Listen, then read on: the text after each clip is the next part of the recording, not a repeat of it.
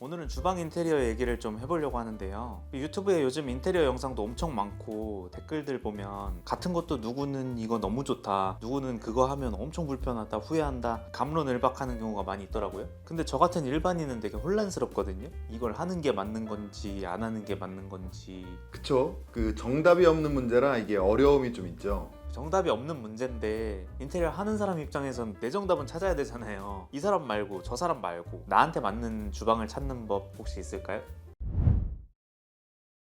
최근 고객분들을 상담하다가 주방 이야기가 나오면 보통 배면은 주방을 하고 싶어요. 상판은 뭘로 할까요? 이런 질문들을 많이 하세요. 저희가 공간을 계획함에 있어서 고객분들의 니즈와 취향을 고려하고 소통을 하면서 진행을 하지만 그것이 구현이 가능하냐 그렇지 않냐는 또 다른 문제거든요. 그래서 첫 번째로 우리 집 주방은 어떤 구조인지 어떤 조건을 가지고 있는지 아시는 게 중요해요. 요즘 대면형 주방 많이들 하시잖아요. 대면형 주방 참 좋은 구조죠. 그런데 주방의 사이즈나 구조상 대면형 주방을 할 수 없거나 효율적이지 않은 경우가 있거든요. 인터넷에서 보고 이거 너무 이쁘다 하고 샀는데 막상 내가 입어보니까 화면에서 봤던 느낌이 나지 않는 경험 한 번씩들 있으실 거예요. 분명히 모델이 입은 옷은 대학생 느낌이었는데 내가 입으면 아저씨 되고. 사람마다 체형이나 체격이 다르니까 키가 큰 사람, 작은 사람, 같은 키라고 해도 덩치가 큰 사람, 마른 사람, 같은 옷을 입는다 해도 이런 느낌들이 다를 수가 있잖아요. 인테리어도 마찬가지예요. 친구네 집 인테리어 이쁘던데 나도 그렇게 할까? 한다고 해서 같은 느낌이 느껴지지 않을 수가 있거든요. 완전히 똑같은 집이 아닌 이상. 대면형 주방의 아일랜드를 구성하려면 필요한 최소 치수들이 있어요. 대면형 아일랜드의 최소 치수는 2600에서 2800 정도가 되거든요. 일반적인 구축 아파트 30평대를 기준으로 주방의 가로폭이 3000에서 3200 정도인데 여기 2800 정도의 아일랜드를 넣으면 남는 치수가 200에서 400 정도 남게 되겠죠. 그러면 사람이 지나갈 수 있는 동선이 나오지가 않죠. 그럼 아일랜드 길이를 좀 줄여서 넣으면 안 되는 거예요? 그렇게 생각할 수 있는데요. 이 아일랜드에 들어가야 할 것들이 있잖아요. 싱크볼, 인덕션, 식기세척기 이렇게 세 가지가 보편적으로 들어가는데요. 싱크볼 800, 인덕션 600, 식기세척기 600 그리고 이 사이에 들어가야 할 공간들까지 확보하면 최소 사이즈가 2600 정도가 돼요. 만약에 이걸 줄인다? 그럼 이 중에 뭔가를 빼야 하는 거죠. 빼려면 뺄 수야 있는데 사실 대면형 주방을 하는 가장 큰 이유 중에 하나가 이쁘다는 거잖아요. 이 중에 인덕션을 뺐다 치고 2000으로 줄여서 넣어보면 이렇게 나오게 되거든요. 이러면 비율이 깨지면서 우리가 아는 예쁜 대면형 주방이랑은 거리가 있게 돼요. 똑같은 아일랜드 넣는데 길이 조금 줄었다고 그렇게 차이가 나요? 일반적으로 천장고가 2300 정도 나오거든요. 아일랜드의 최소 길이가 2600이라고 이야기 드렸잖아요. 이 바닥에서부터 천장까지의 높이보다 이 아일랜드의 가로 길이가 더 길어야 예쁘다고 느껴지는 비율이 나오거든요. 그리고 넓어 보이고. 그런데 이렇게 아일랜드 길이를 억지로 줄여서 넣어보면 그 예쁜 느낌이 잘 안 느껴지실 거예요. 이렇게 비율을 깨트려서 아일랜드를 억지로 넣고 대면형을 하려고 하다 보면 이쁜 것도 덜하고 그렇다고 기능적으로 효율적이지도 않은 어정쩡한 레이아웃이 나올 수도 있거든요. 그러니까 내가 꼭 하고 싶은 게 있어도 우리 집 주방의 여건을 잘 고려해봐야 한다는 거네요. 그렇죠. 같은 30평대의 아파트라도 이 구축인지 신축인지 이 평면에 따라 굉장히 달라질 수가 있거든요. 같은 84제곱미터 평면 3가지가 있는데 다른 거 말고 주방의 폭만 보면 3690, 3810, 2700까지 굉장히 다르죠. 아까 말씀드린 기준으로 보면 이 집에서는 대면형 주방을 만들기가 어렵고 이 두 집에서는 대면형 주방이 가능하게 되겠죠. 이렇게 우리 집 주방에 대해서 잘 확인해 보는 게 주방 계획의 첫 번째라고 말씀드릴 수 있을 것 같아요. 주방의 가로 세로 폭이라든지 옆에 벽이 털어서 확장을 할 수 있는 비내력 벽인지 건들 수 없는 내력벽인지 사실 이런 부분은 상단 과장에서 인테리어 업체나 디자이너 분들이 잘 설명을 해주실 거예요. 그런데 셀프나 반셀프 인테리어를 준비하는 분들이 계시다고 하면 이런 부분은 더 특별하게 신경을 쓰시면 좋을 것 같습니다. 두 번째로는 주방 인테리어에 앞서 미리 알아둬야 할 것 두 번째는 바로 가전인데요.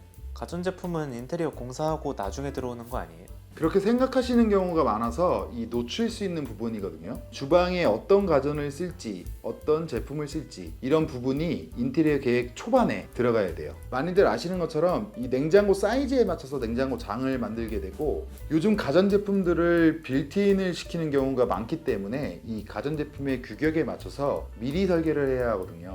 그리고 요즘은 우리가 사용하는 소가전의 종류도 굉장히 다양해졌죠. 전자레인지, 식기세척기, 커피 머신, 믹서기, 에어프라이, 개인의 필요나 취향에 따라 이런 소가전들이 들어가게 되는데 제품의 크기가 작냐 크냐, 양이 많냐 적냐에 따라서 레이아웃도 달라질 수 있거든요. 같은 집이라도 어떤 사람은 요리를 많이 해서 냉장고도 커야 되고 오븐도 꼭 넣어야 되는 사람이 있고, 어떤 사람은 나는 집에서 밥 잘 안 먹으니까 뭐 냉장고도 작은 거 하나면 돼, 이런 사람이 있으면 공간 계획이 달라질 수 있다는 거네요. 그렇죠. 굳이 똑같은 주방을 만들 필요가 없이 작은 냉장고 하나면 되는 분은 오븐이나 큰 냉장고가 들어갈 자리를 다른 용도로 더 활용할 수도 있는 거죠. 그리고 가전을 미리 고려해야 하는 다른 이유가 하나 더 있어요.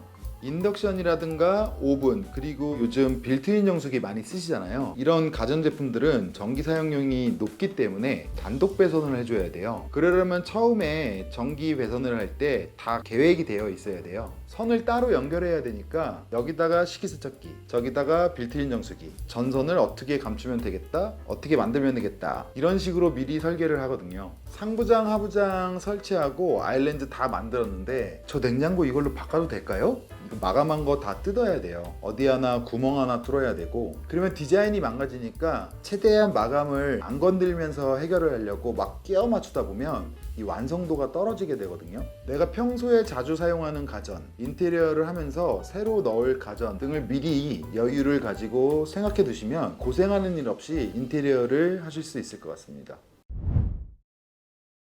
세 번째로는 나의 라이프 스타일입니다. 이 부분이 인테리어의 꽃이라고도 볼 수 있는데요. 인테리어라는 게 일종의 커스터마이징이잖아요. 공장에서 찍어 맞추는 옷 말고 양복점에 가서 팔 길이 재고 다리 길이 재서 맞추는, 나한테 딱 맞는 맞춤 정장 같은 느낌이랄까요? 실제로 고객분의 키에 따라 이 하부장의 높이를 조절하기도 하고, 가족 구성원이 어떻게 되는지, 요리는 자주 하는지, 손님 방문이 잦은지, 많은 부분들을 고려하게 됩니다. 예를 들어 요리를 굉장히 좋아하시고 손님들이 많이 방문하는 인싸 스타일의 고객분이 있다고 해볼게요. 이분은 요리에 진심이기 때문에 일단 넓은 주방이 필요하겠죠. 여러 가지 가전들을 위한 공간, 식자재를 위한 수납 공간도 많이 필요하고, 소통을 좋아하시는 분이니까 대면원 주방을 이런 식으로 구성할 수 있을 거예요. 아일랜드에서 하기 쉽지 않은 냄새나는 요리를 하기 위한 보조 주방도 따로 구성을 해야 하고, 사람이 모이는 일이 잦으니까 테이블도 거실 쪽으로 빼드릴 수 있을 거예요.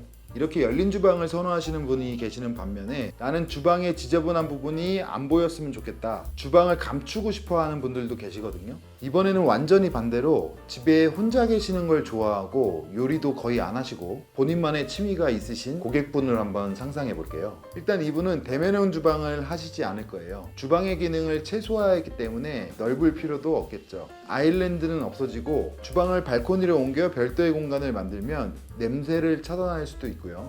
기존 주방 공간에는 커피나 차를 마실 수 있는 홈바나 테이블을 놓고 취미 활동을 위한 공간으로 활용할 수도 있겠죠. 똑같은 집에 누가 사느냐에 따라 이렇게까지 달라질 수 있다는 걸 설명드리기 위해 조금은 극적인 예시를 들었는데요.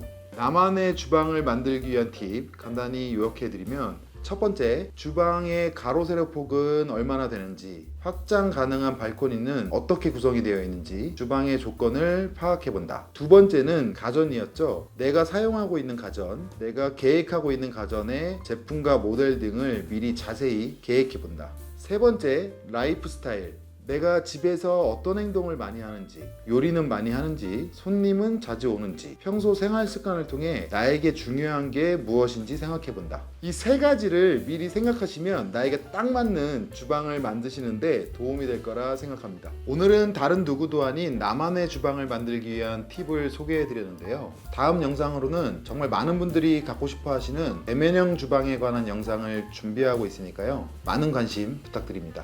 영상이 도움이 되셨다면 구독과 좋아요도 한 번씩 부탁드려요. 감사합니다.